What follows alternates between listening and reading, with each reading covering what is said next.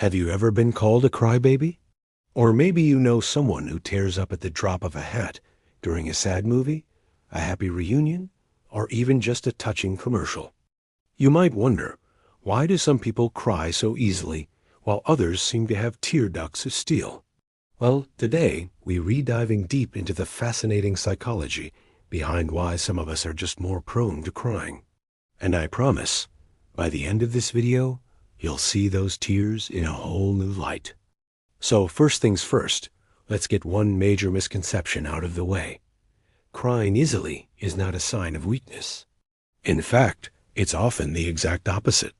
It's a sign of being deeply connected to your emotions and the world around you. Think of it like a finely tuned instrument. Some people are just more sensitive to the emotional symphonies of life, both the sad and the beautiful. One of the biggest players in the crying game is empathy. People who cry easily often have a higher level of empathy. They don't just understand what others are feeling. They actually feel it with them. When they see someone else in pain, their brain's mirror neurons fire up, creating a shared emotional experience. It's like their heart is directly wired to the hearts of others. So, when they cry during a movie, it's not just about the characters on screen. It's because they are genuinely feeling the joy, sadness, or struggle of those characters as if it were their own.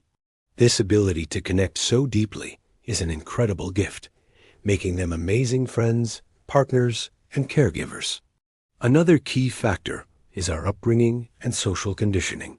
From a young age, we receive messages about crying. In some families and cultures, expressing emotions openly is encouraged. Children are taught that it's okay to cry when they're hurt or happy. In this kind of environment, crying becomes a natural and healthy way to process feelings. On the other hand, many people, especially boys, are taught to suppress their tears. They hear phrases like, "Big boys don't cry," or "Stop being so sensitive." This can lead to bottling up emotions, which isn't healthy in the long run. So if you're a crier, it might be partly because you were raised in a space that allowed you to be emotionally honest. Now let's talk about the biological side of things. Hormones play a huge role. For instance, women tend to cry more than men, and this isn't just a stereotype. Biologically, men have larger tear ducts, which can hold more fluid before it spills over. But more importantly, the hormone prolactin, which promotes tear production, is present in higher levels in women. Testosterone, more prevalent in men, can actually inhibit crying. This doesn't mean men don't feel emotions as deeply, but their physiological makeup can make it physically harder for tears to flow. So it's a mix of biology and sociology. Stress also opens the floodgates. When you're under a lot of pressure, exhausted, or overwhelmed, your emotional resilience is lower.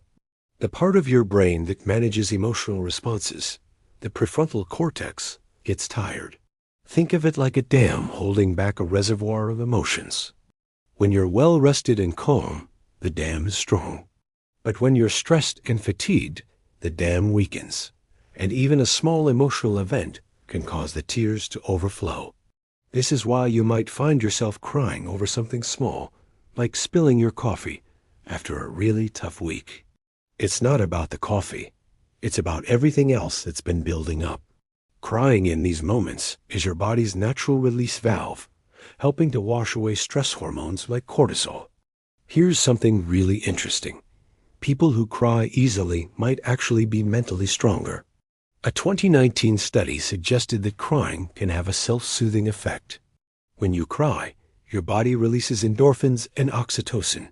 These are the same feel-good chemicals that are released during exercise or when you hug someone you love.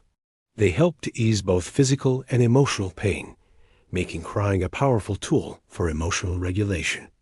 So, instead of bottling up negativity, criers process it and let it go. They're essentially giving their emotional system a regular cleanse, which prevents toxic buildup and promotes better long-term mental health. They confront their feelings head-on, which takes a lot of courage. Let's also consider personality traits. People who score high in neuroticism on personality tests tend to experience negative emotions like anxiety and sadness more intensely, which can lead to more frequent crying. But on the flip side, highly sensitive people, or HSPs, are also more likely to cry. HSPs have a nervous system that's more sensitive to physical, emotional, and social stimuli. They notice subtleties that others miss and process things on a much deeper level. This means they are more moved by art, music, and nature, and also more affected by the emotional states of others.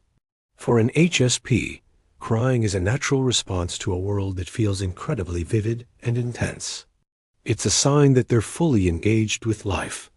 There's also a connection to past experiences. If you've been through significant trauma or loss, your emotional baseline might be altered. Your brain can become wired to be more vigilant and reactive to potential emotional threats. This is a protective mechanism. Crying can be a way of processing unresolved grief or trauma. It's the body's way of saying, hey, there's something here that still needs healing. If you find yourself crying a lot and suspect it's linked to past pain, it can be incredibly helpful to talk to a therapist. They can provide a safe space to explore those feelings and develop coping strategies. There is no shame in seeking help. It's a sign of strength. So what should you do if you're a frequent crier and sometimes feel embarrassed by it? First, embrace it. Recognize that your tears are a sign of your strength, your empathy, and your deep connection to the world. Don't apologize for your feelings. When you feel the tears coming, find a safe space if you need one, and just let it happen. Pay attention to what triggered the tears. Is it sadness, joy, frustration, gratitude? Understanding the why behind your tears is the first step to mastering your emotional landscape. And if you know someone who cries easily, be supportive. Instead of telling them to stop crying, try saying something like, "It's okay to cry. I'm here for you." Offer a tissue, a hug, or just a quiet presence. In the end, tears are not a malfunction. They are a fundamental part of the human experience. They are a language that communicates what words cannot. So the next time you feel your eyes welling up, don't fight it. Acknowledge the emotion, let the tears flow, and remember the incredible power they hold. You're not weak, you're not broken. You're just beautifully, wonderfully human. Thank you so much for watching today. If this video resonated with you, please give it a thumbs up and share it with a fellow crier.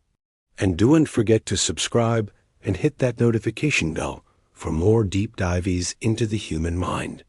Let me know in the comments. Are you a crier? And what makes you tear up? I'd love to hear your stories. See you in the next video.